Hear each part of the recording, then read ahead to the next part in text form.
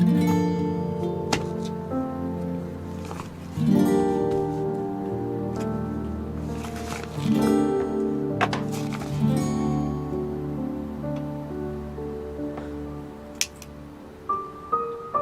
वाह। तो अब तुम भी मुझ पर इल्जाम लगाओगी? यार इस यहाँ क्या कर रही है, इस यहाँ क्या कर रही है, ये पूछ रही हूँ। डेफनी, छोड़ो। ये भी हो गया, ब्रावो। डेफनी आराम से। नहीं यार, बिल्कुल नहीं। हाय, क्या करूंगी अब मैं? पहनूं क्या यार इसको? पहनूंगी तो कैसा लगेगा, लेकिन अगर नहीं पहनूंगी तो अच्छा नहीं लगेगा उन्हें। ऐसा करती हूँ, पहन लेती हूँ। हाँ,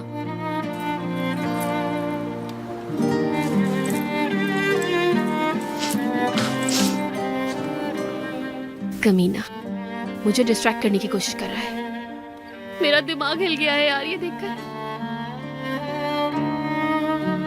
अरे अपने होशो हवास में रहो डेफनी, अपने होशो हवास में रहो, हवा में मत उड़ना तुम। वैसे प्यारा है।